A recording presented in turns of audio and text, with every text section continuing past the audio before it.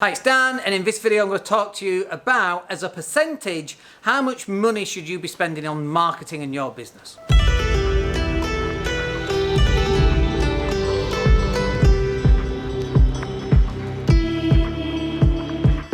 Hey everybody, it's Dan. So one of the questions we seem to get asked quite a lot actually, and we see it on Facebook forums and other forums too, is how much should you be spending as a percentage of your turnover on marketing? And honestly, there is no real proper answer on that. It could be 20%. If you're brand new and you've not got much turnover, it might be 50%. It might be 100%. You might be spending all your money on marketing. This is definitely what some of the big brands do. They generate money from capital investors, and then they spend it all on marketing. This is like, the dot-com bubble. It was all spent on marketing, and Twitter to this day still hasn't made a profit, I don't think. All the money that comes in gets spent on growing Twitter, which is fine. At some point they can sell that business for billions of pounds, which I'm sure if they haven't done already, then they're going to do that. Or at some point their advertising model will kick in and start to make them some more profits.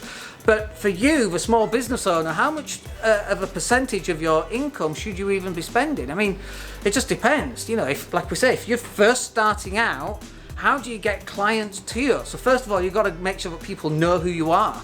Then they've got to like you, then they've got to trust you. So the first bit, how do you get people to know who you are? So you might want to spend some low-priced money on generating traffic to your website so people get to see you. At the same time, you want them to get to like you. Couldn't think of the next one there. They've got to get to like you. So creating videos like this, face to camera, which we love, by the way, because you've seen so many, and they work. They're building up not just know, like, and trustability, because that's a word, but people are deciding whether you like me or not, and hopefully you do. But if people don't like me, as we've said a billion times, that's totally fine.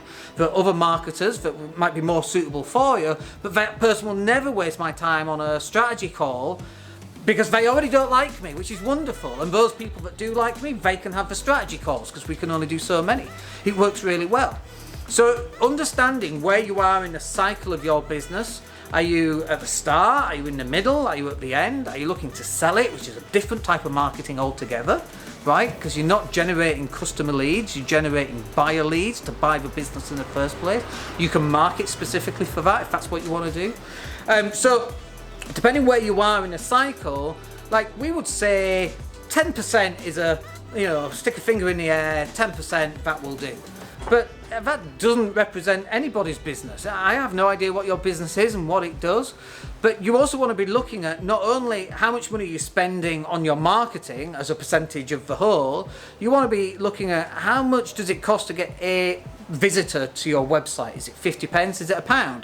And is that coming from Facebook? Is it coming from Google? And then you want to work out, well, what's the cost per lead?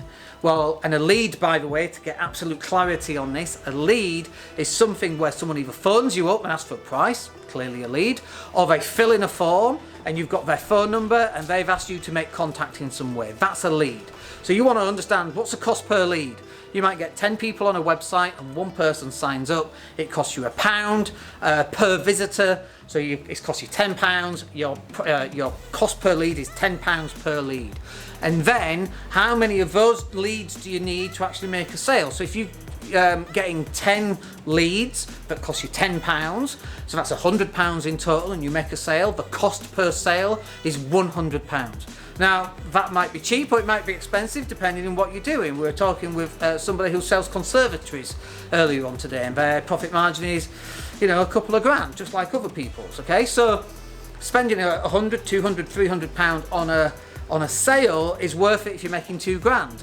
But if you're selling, Greg's sausage rolls for £1 and you're spending £1.50, you're going to lose a lot of money. You soon run out and be bankrupt. And so you've got to understand this information. It's not just a case of, well, we spend 12.5% on our marketing. Oh, well, we spend 13.2. Oh, we spend 28.8. Doesn't mean anything. Literally doesn't mean a damn thing. And even cost per lead doesn't mean a damn thing. If your cost per lead is £15, well, mine's 10. Well, what do you sell? A £1 Greg's sausage roll.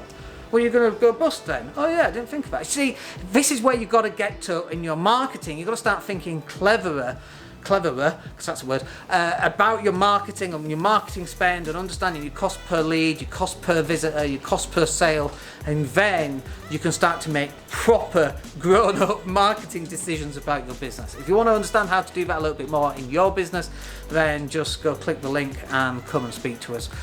Come and visit the website, fill in the form, and just book in a session. We'll have a strategy session, you and I will talk, we'll get the whiteboard in place, and we'll show you what your graph should look like and your sales funnel should look like. That's what we do in this business. So hope that's useful for you, and we'll catch up with you on the next video. My name's Dan Latto. Take care.